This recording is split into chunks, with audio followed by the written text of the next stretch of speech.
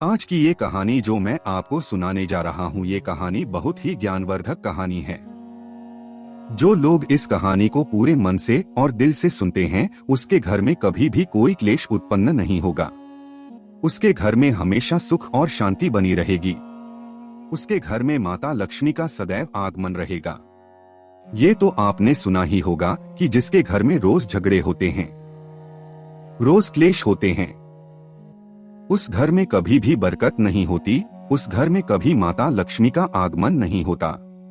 और जिसके घर में शांति होती है, उसके घर में सुख समृद्धि की आगमन होती है और माता लक्ष्मी का निवास उसके घर पे सदा बना रहता है। इस कहानी को सुनने के बाद हमको ये पता चल जाएगा कि हमें घर में लड़ाई झगड़े क्यों नहीं करना चाहिए, और जिसके घर में लड़ाई झगड़े होते हैं वो उन झगड़ों को कैसे रोक सकता है, क्योंकि घर में सुख शांति का होना बहुत जरूरी है। क्योंकि जहाँ सुख शांति होता है वहीं माता लक्ष्मी निवास करती है। जहाँ क्लेश उत्पन्न होते हैं, लड़ाई झगड़े उत्पन्न होते हैं, वहाँ माता लक्ष्मी का वास नहीं होता, वहाँ पर दुहक और का निवास होता है। हो सके तो इस कहानी को पूरा सुने। यह कहानी आपके जीवन में बहुत सारी सीख देंगी। यह बहुत ही ज्ञानवर्धक कहानी है, इसे जरूर सुने। एक मोर और मोरनी की कहानी।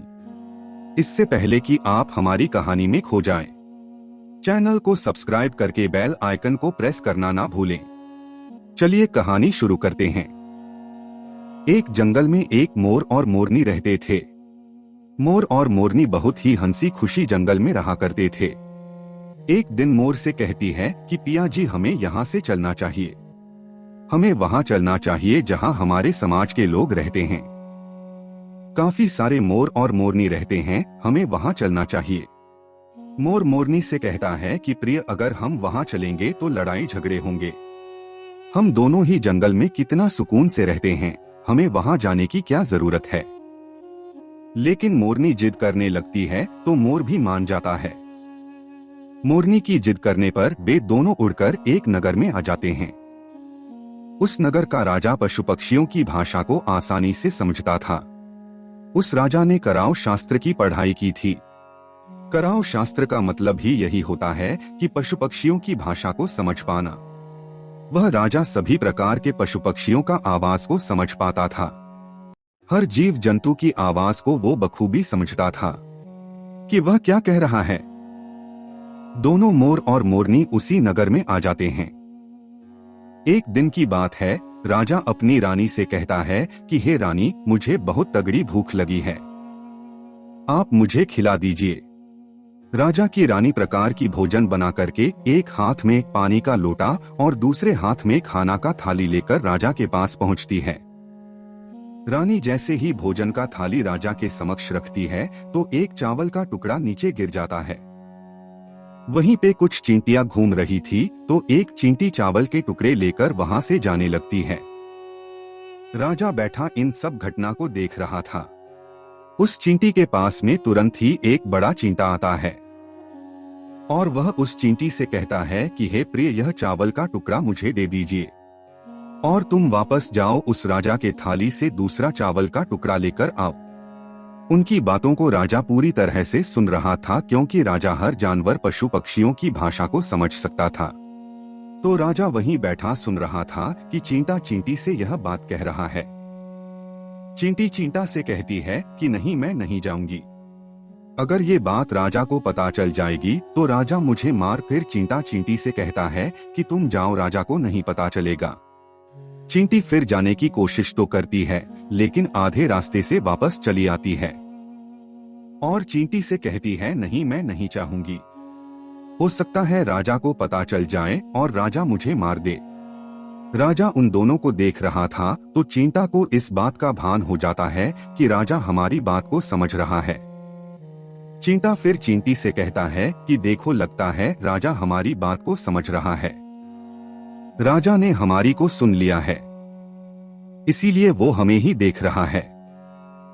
चींटी चींटा से कहती है, अगर राजा ने हमारी बातों को सुन लिया है, अगर ये बात राजा किसी और को बताएगा तो उसी समय पत्थर का बन जाएगा। राजा चींटा और चींटी की बात को बखूबी सुन लेता है और समझ लेता है। राजा इस बात को सुनकर हंसने लगता है। राजा को हंसी आने लगती है। जैसे ही राजा को हंसी आती है, उधर राजा की रानी रसोई से बाहर आती है। वह जैसे ही रसोई से बाहर निकलती है, राजा उसे हंसता दिखाई देता है। रानी राजा को हंसते हुए देखकर सोचने लगती है कि शायद मुझसे कोई गलती हुई है, इसीलिए राजा साहब हंस रहे हैं। रानी राजा के पास आती है और कहती है कि हे महाराज, क्या मुझसे कोई पाप हुआ है? क्या मुझसे कोई गलती हुई है कि आप इतने जोरों से हंस रहे हैं? राजा रानी से कहता है कि नहीं नहीं, ऐसी कोई बात नहीं है, मुझे बस यूं ही हंसी आ गई। रानी जिद करने लगती है और कहती है, आपको मुझे बताना पड़ेगा कि आप क्यों हंस रहे थे। राजा बार बार करता है क्योंकि राजा को पता था, क्योंकि चींटी ने ये कहा है कि अगर मैं चींटी वाला बात किसी को बताऊंगा तो मैं पत्थर का बन जाऊंगा। इसीलिए राजा रानी को ये बात नहीं बताना चाहता था, लेकिन रानी बार बार जिद करती है और कहती है कि आपको मुझे बताना ही पड़ेगा कि आप क्यों हंस रहे थे। अगर आप मुझसे सच्चा प्रेम करते हैं, अगर आप मुझे अपना रानी समझते हैं, तो आपको ये बताना पड़ेगा कि आप क्यों हंस रहे थे। अब राजा बड़ा ही धर्म संकट में पड़ जाता है। सोचता है, अगर मैं ये बात रानी को बताऊंगा तो मैं पत्थर का बन जाऊंगा, और फिर सोचता है अगर मैं नहीं बताऊंगा तो रानी का विश्वास खत्म हो जाएगा। रानी बहुत जिद करने लगती है। कहते हैं ना कि तिरियाहट और बालहट बहुत तगड़ी होती है, इन दोनों हट से हमेशा बच के रहना चाहिए। रानी के त्रियाहट के सामने राजा को झुकना पड़ता है और राजा रानी से कहता है कि ठीक है, अगर ये बात मैं आपको बताऊंगा तो बाद में आपको पछताना पड़ेगा। रानी कहती है कि अभी तो आप कह रहे थे कि कोई बात नहीं है, अभी आप कह रहे हैं कि मुझे पछताना पड़ेगा। रानी कहती है कि जरूर कोई तगड़ी बात है, और रानी और ज्यादा जिद करने लगती है। तब राजा कहता है, ठीक है, अगर आप नहीं मान रही है तो चलिए मैं किसी जंगल में आपको ये बात बताऊंगा। राजा रानी रथ पे सवार होकर के जंगल के लिए निकल जाती है। जैसे ही वो घनघोर जंगल में पहुंच जाते हैं, तब राजा सारी बात रानी को सुनाने लगता है। जैसे ही राजा थोड़ी थोड़ी बात रानी को सुनाते गया, वैसे वैसे वो धीरे धीरे पत्थर का बनता गया। जैसे राजा आधी बात रानी को सुनाई, वो आधा पत्थर का हो गया। राजा फिर रानी से कहता है, हे रानी, मैं धीरे धीरे पत्थर का बनता जा रहा हूँ, तुम बाद में बहुत पछताओगे। रानी कहती है कि हे राजा साहब, हे महाराज, थोड़ी सी बात बची है, आप उसे भी सुना दीजिए। राजा पूरी बात बता देता है। वो राजा पूरा पत्थर का बन जाता है। रानी के इस जिद के कारण राजा पूरा पत्थर का बन जाता है। रानी पूरा रोने लगती है। रानी उस पत्थर को की कोशिश करती है, लेकिन भारी भरकम पत्थर कैसे हिला पाती, क्योंकि राजा बहुत ही भारी था। राजा पत्थर का बन जाता है और उधर रानी सर पटक कर रोती है, छाती पीटती है, विलाप करती है, हर किसी जीव जंतु से सहायता के लिए गुहार करती है। इन सब कहानी को मोर और मोरनी बखूबी देख रहे थे, अपनी आंखों से देख रहे थे। रानी के विलाप को देखकर मोर और मोरनी को दया आ जाता है। मोर मोरनी से कहता है कि प्रिय, ये होता है त्रियाहट। आपकी इसी त्रिया की वजह से हम उस जंगल में कितना खुशी खुशी रह रहे थे, वहां से हम यहाँ चले आए। मोरनी मोर से कहती है कि प्रिय, ये रानी बहुत दुखी हो रही है, हमें इसकी सहायता जरूर करनी चाहिए। ये इतना मिलाप कर रही है, इसकी ज्यादा तो सहायता हम नहीं कर सकते, लेकिन कम से कम इसको धीरज तो दे ही सकते हैं, यानी इसको विश्वास तो हम दिला ही सकते हैं। यही सोचकर मोर और मोरनी उस रानी के पास जाते हैं और जाकर के रानी से कहते हैं कि रानी साहिबा, जो हुआ वो तो गलत हुआ, लेकिन आप जरा धीरज रखिए, अपने आप को थोड़ा संभालिए, आपके पीछे पूरा राज्य है। राजा तो पत्थर का हो चुका है, अब आपके राज के कारोबार आपको ही संभालना है। रानी मोर मोरनी की बात सुनने के बाद कहती है कि भाई मोर मोरनी, मैं अपने आप को कैसे संभालूं? क्योंकि अब तो मेरा संसार ही उजड़ गया है, क्योंकि मेरा पति परमेश्वर पत्थर का बन चुका है। अब मैं क्या करूं? रानी की यह बात सुनते ही उधर मोरनी के मुख से निकल जाता है कि राजा पत्थर के कैसे हो गए। राजा तो इंसान थे, अच्छे भले थे, लेकिन ये पत्थर के कैसे हो गए। रानी वही बात बताने लगती है जो राजा ने चींटी वाली बात रानी को बताई थी। रानी वही बात मोर और मोरनी को बताने लगती है और रानी भी धीरे धीरे करके पत्थर का बन जाती है। और जब रानी पत्थर की हो जाती है और राजा तो पत्थर का हो ही चुका था, जब दोनों पत्थर के हो जाते हैं, उधर मोर मोरनी को चिंता सताने लगती। उधर मोर और मोरनी बहुत दुखी हो जाते हैं। मोर मोरनी को यह चिंता सताने लगती है कि यह विपत हम पे भी आ सकती है। मोर मोरनी को यह बात सताने लगती है कि यह विपत हम पे भी आ सकती है, क्योंकि राजा भी उसी चींटी वाले बात से पत्थर का हो चुका है और रानी भी उसी चींटी वाले बात से पत्थर का हो चुकी है। मोर मोरनी से कहता है कि हम पर भी ये खतरा मंडरा रहा है, क्योंकि तुम स्त्रियों से कोई भी बात छिपती नहीं है। मोरनी मोर से कहती है कि पिया जी यहाँ से हम दूर क्या। मोर मोरनी से कहता है कि हे बेवकूफ, दूर जाने से क्या फायदा है। यह संकट तो धरती के किसी भी कोने में हमारा पीछा नहीं छोड़ेगा। ये खतरा तो हमेशा हमारे ऊपर मंडराते रहेगा। अगर जाने अनजाने में भी हमारे मुख से यह निकल गई तो हम भी पत्थर का बन जाएंगे। इसी बात को लेकर मोर और मोरनी बहुत दुखी हो जाते हैं, बहुत चिंतित हो जाते हैं। रात दिन उनको यह दुख खाया जाता। यह सोचकर वह ना भोजन करते और ना चैन से सोते। बस रात दिन उनको यही दुख सताती, यही टेंशन रहता कि कहीं यह बात हमारे मुख से निकल ना जाए। यदि हमारे मुख से यह बात भूलकर भी निकल गई तो हम दोनों पति पत्नी पत्थर का बन जाएंगे। यही सोचकर मोर ने दिमाग लगाया कि यदि मैं सारी चींटियों को खत्म कर दूं तो ये सब खत्म हो सकता है, क्योंकि सारा काराधा तो चींटियों का है। मोर मोरनी से कहता है कि प्रिय, अगर हम सृष्टि से चींटियों को खत्म कर दे तो ये संकट भी समाप्त हो जाएगा। मोर मोरनी इस बात से राजी हो जाते हैं और सभी चींटियों को मारकर खाना शुरू कर देते हैं।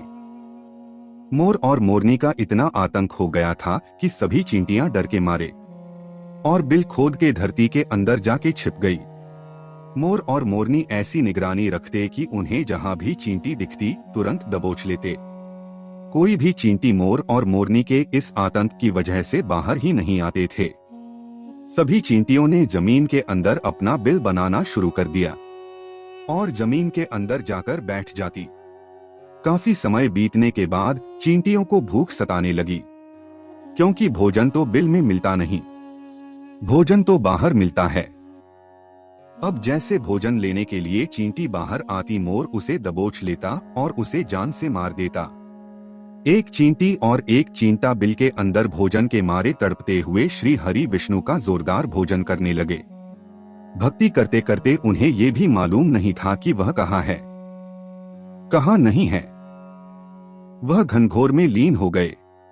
अंत में जाकर श्री हरि विष्णु उन्हें दर्शन देते हैं और भगवान विष्णु कहते हैं कि चींटी चींटा, जो तुम्हें मांगना है मांग सकते हो, हम तुम्हारे भक्ति से प्रसन्न हैं। क्योंकि चींटा और चींटी ने निरंतर भक्ति की थी, ना ही कोई जल ग्रहण किया और ना ही कोई अंत।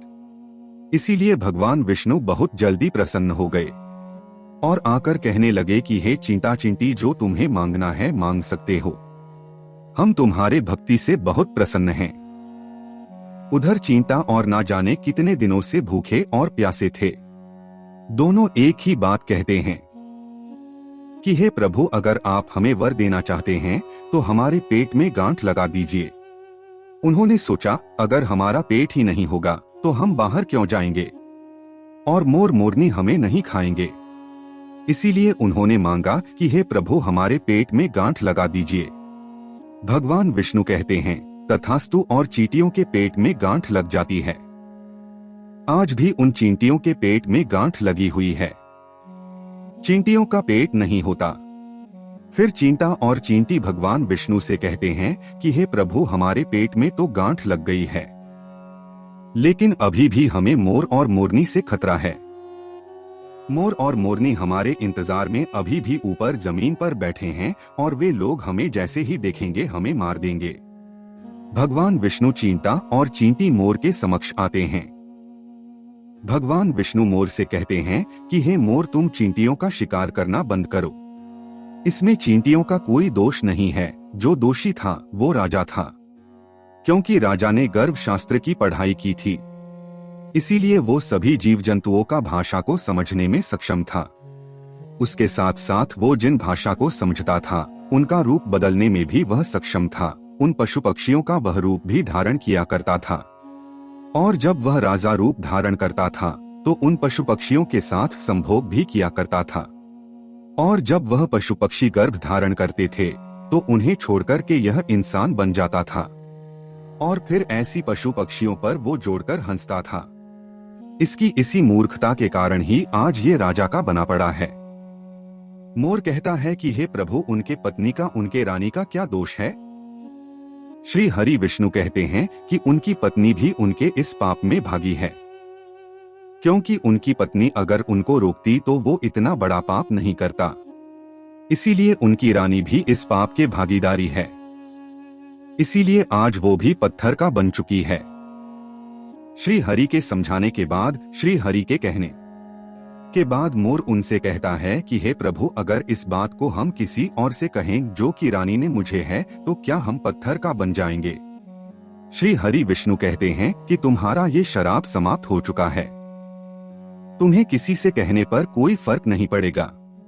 आप किसी से भी कह सकते हैं, तुम्हारे ऊपर से ये खतरा टल चुका है। मोर और मोरनी बड़ी प्रसन्न हो जाते हैं, उनका खुशी का कोई ठिकाना नहीं था। श्री हरि विष्णु अंतर्ध्यान हो जाते हैं, वह चले जाते हैं, और इधर मोर मोरनी का खुशी का कोई ठिकाना नहीं था। अगर किसी जानवर को, किसी पशु को खुशी होती है तो वो झूमने लगता है, नाचने लगता है। यही बात मोर के साथ मोर को जब ये पता चला कि उनके ऊपर से खतरा टल चुका है, तो वो खुशी में नाचने लगा, जोरदार नाचने लगा। उसकी खुशी का कोई ठिकाना नहीं था, वह खुशी के मारे पागल हो रहा था। फिर जैसे ही मोर खुशी के मारे अपने पैरों के नीचे देखता है कि फटे बदसूरत पैर मोर के बंधे हुए थे, मोर अपने पैरों को देखकर रोने लगता है। मोर सोचने लगता है कि पहले मेरे पैर इतने सुंदर थे, लेकिन आज इतने फटे और गंदे कैसे हैं? मेरा पूरा बदन है, लेकिन मेरा पैर इतना फटे और बदसूरत कैसे हैं? मोर के पैरों का फटने का कारण चींटी खाता था, क्योंकि उसने बहुत सारे चींटी मार मार कर खाई थी और मोरनी ने भी खाई थी, इसीलिए उनका पैर फट गए। आज भी कोई इंसान अगर चींटी खाता है तो उसके शरीर में छोटे छोटे दाने बन जाते हैं। यदि आप ज्यादा मात्रा में चींटी खाओगे तो आपका बदन भी फटने लगेगा। सांप की उचुली क्यों छोड़ता है? क्योंकि सांप चींटी खाता है और इसीलिए उसका शरीर फटकर उतर जाता, अलग हो जाते हैं। इसी तरह मोर के पैर भी फट गए थे, वह बदसूरत हो गए थे, इसीलिए मोर अपने पैरों को देखकर जोर जोर से रोने लगा। मोरनी मोर को धीरज रखवाती है और कहती है, जो हुआ वो तो हो गया, रोने से क्या होगा? मोर नाचता और जोर जोर से रोता, इसीलिए उसके आंखों से आंसू के धारा बह रहे थे। मोरनी मोर को धीरज रखवाती और उसके आंसुओं को नीचे गिरने से रोकती, लेकिन रोक नहीं पाती। मोरनी के हाथ तो है नहीं, लेकिन अपनी चोंच एक एक आंसुओं को उठाती और अपने मुख में रखने की कोशिश करती, लेकिन कितना अपने मुख में रखती, सीधे मोरनी के पेट में चले जाते। इस तरीके से हर बार मोरनी मोर के आंसुओं को रोकती और मोर नाचता और खूब जोर जोर से रोता। मोर के आंसुओं को देखकर और मोरनी के प्यार को देखकर भगवान श्री हरि फिर से दर्शन देते हैं। मोर मोरनी को आशीर्वाद देते हैं और कहते हैं कि तुम्हारा प्रेम ऐसे ही सदैव बने रहे। इस आशीर्वाद की वजह से अब इसे आशीर्वाद समझिए या श्राप। इसकी वजह से मोर कभी संभोग कर पाता, क्योंकि मोर जब नाचता है उसकी आंखों से आंसू गिरते हैं और उन आंसुओं को मोरनी चुभती है, और उसी आंसुओं के कारण मोरनी गर्भवती हो जाती है। भगवान श्री हरि मोर और मोरनी को आशीर्वाद देते हैं और कहते हैं कि तुम्हारी भक्ति धन्य है और तुम धन्य हो। एक समय ऐसा भी आएगा कि तुम्हारे पंख को हम मुकुट बनाकर धारण करेंगे। इसीलिए कहते हैं कि जब श्री कृष्ण के रूप में श्री हरि धरती पे आते हैं तो वह मोर का पंख अपने मुकुट में। इस कहानी में बस इतना ही हम उम्मीद करते हैं कि आपको इस कहानी से कुछ सीखने को मिला होगा।